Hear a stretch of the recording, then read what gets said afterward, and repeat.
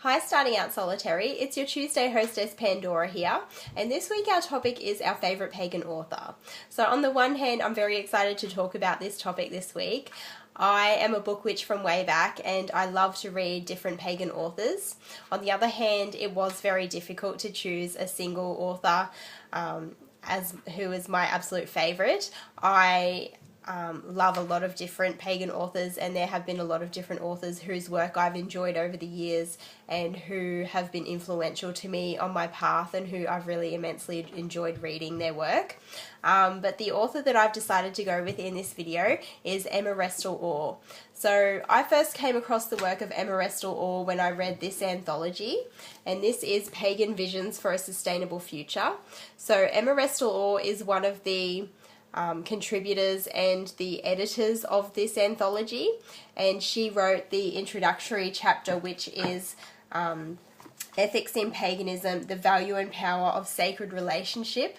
So that was a really, really good article.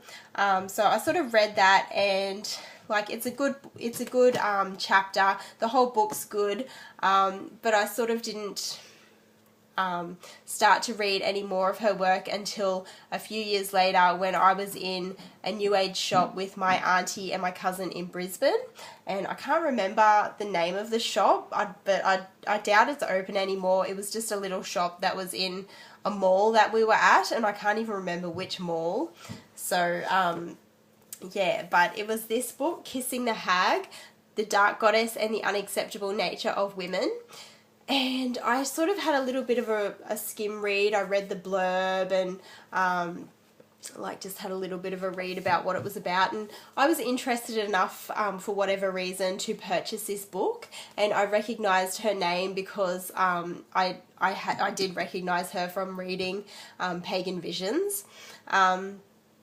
So yeah, I took this book home and I read it, and it pretty much changed my life. It is an absolutely fantastic book. It's not a book of rituals or spells or anything like that. It's not a how-to book about paganism or anything, or working with the dark goddess or anything like that. It's pretty much just a feminist, it's a book of eco-feminist spirituality. So if you're interested in eco-feminist spirituality, then I think that you would enjoy this book. And she just talks about, there's a chapter on each of the different aspects of the unacceptable nature of women. So all of those aspects of women's nature that are put into shadow and that our culture and our society says is wrong and unacceptable and bad and just not right about women, she has written about in this book, and she's sort of examined these different aspects of women's nature that our culture and society says is unacceptable, and looked at why they exist and how they're an integral part of us and we can't deny them and run away from them our whole lives. We've got to face them. And reading this book, you do come face to face with your shadow. And when I say that, it's not a book specifically or deliberately about shadow work, and there are no shadow work exercises in this book. It's just that reading it, you do come face to face with your shadow, because the way that she's written it, it is so evocative and so visceral, and it just really hits you. And I really, really love this book. So yeah, I read that, changed my life. It sent me on the path that eventually led me towards working with Lilith, because I knew after I read this book that I would be working with a darker aspect of the goddess in my practice as a witch. And so after that, I did get a hold of this book, which is sadly out of print now, and this is Ritual, A Guide to Life, Love and Inspiration. And this is one of the better books that I've ever read about ritual. So it has not only a brief how-to guide about practicing ritual, but also a little bit about why you would actually bother to do ritual and what benefits it has, and how it sort of helps you to gain closure on changes that you've had in your life and different events in your life, and to mark those different events in your life and how you get together with sacred community and have these wonderful rituals, and just all the ways that it enriches your life.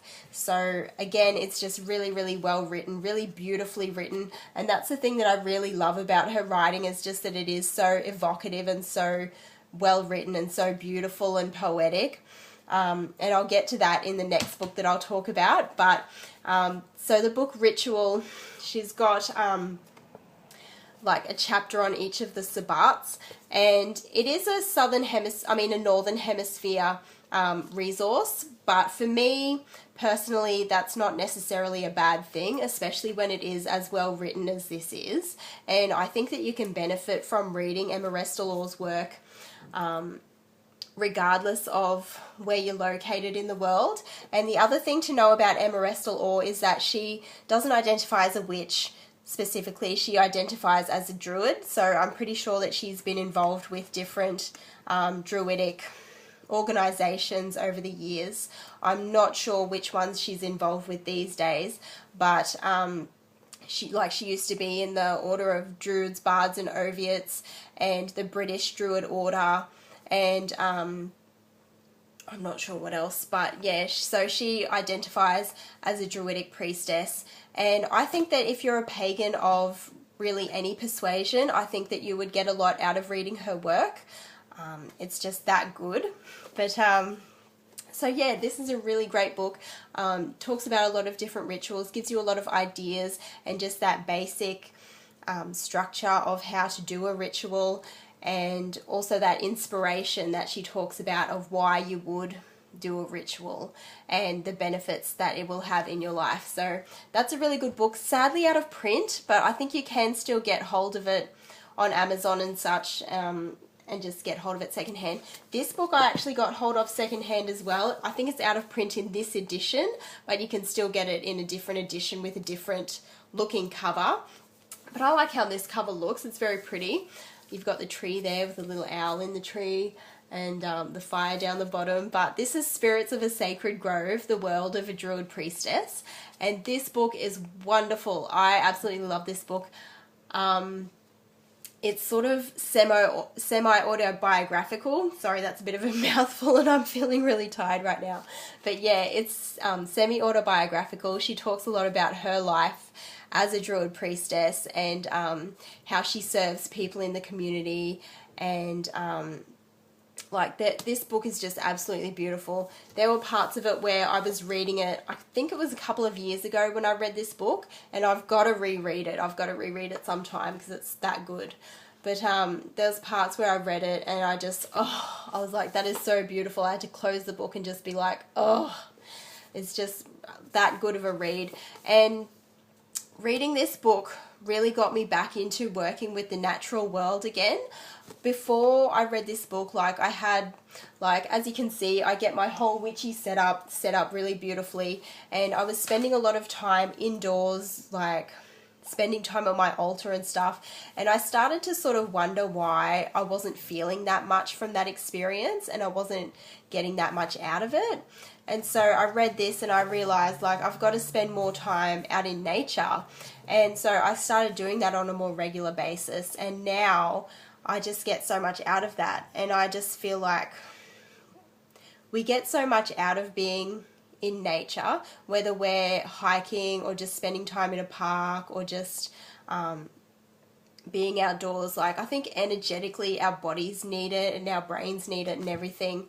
We need to get enough sunlight into our retinas and sunlight on our skin and stuff, obviously. But it just nourishes us. It feeds our soul and our heart and our spirit. And when I'm gardening and actually growing food for myself, we just harvested some sweet potatoes not long ago and they were so good. I've forgotten how good homegrown sweet potatoes are. They're just so delicious. And when I'm hiking and when I'm in a park and just spending time in nature, I feel like I'm doing paganism right. And I just watched a vlog by Alvine where she was saying she really feels like a pagan when she's in a park and out in nature spending time in the natural world. And I was just like, yes, that's how I feel when I'm gardening and when I'm actually spending time in nature. I feel like I'm doing paganism right. And I think when we are having an indoorsy kind of pagan practice, we can kind of doubt ourselves and feel like, am I doing this right? But when you're out in nature, there's none of that. It's not about that. It's about spending time in nature and just being who you are, like really enjoying life and enjoying this experience that we're having in reality, like being natural beings in the natural world. And that's really what it's all about. So this book was really integral in my practice and just really a turning point for me. There's a little picture of her on the back there. And yeah, I also saw a documentary with her in it, which was really good. And she has written other books, which I have not read yet, but I will eventually get a hold of them and read them. Oh, sorry, there's a cat outside. I don't know if it's my cat or a neighborhood cat. But yeah, she's also written Living with Honor, A Pagan Ethics, which I definitely want to get a hold of because it sounds like a continuation of that chapter that she wrote in Pagan Visions. And she's also written Animism, Mind and the Self in Nature. And I can't remember what the other title of that book is. Like it's something or other, Animism, Mind and the Self in Nature, but I can't remember. But yeah, the thing that's put me off getting a hold of those, because I think they're not that expensive on Book Depository at the moment. When I was looking at them, they were like $25 each, but I think they've gone down to like 17 or 18 bucks, so I should get hold of them and just read them, because she is a really fantastic author, and I would say probably my favourite pagan author, at least at the moment. But yeah, I think that book is quite dense, and some of the reviews I've read of it, it's a little bit academic kind of in style, and like I can't imagine any of her work being difficult to read because it's just so well written and so poetic and evocative and beautiful. But the theory of how she talks and how she talks about, yeah, the theory of paganism and druidry and animism and how it all works, I think it'll be a really great book to read, but maybe just not the easiest and most flowing read, but I could be wrong. I'll have to get a hold of it and try it and see. But anyway, I'm going to wrap this video up, so thanks very much for watching, and leave me a comment in the comment section below. Who's your favourite pagan author, and have you read Emma Restel Orr, and would you read her books now that you've watched me ramble about her? So yeah, thanks very much for watching this video, and I'll see you next Tuesday here on Starting Out Solitary. Bye!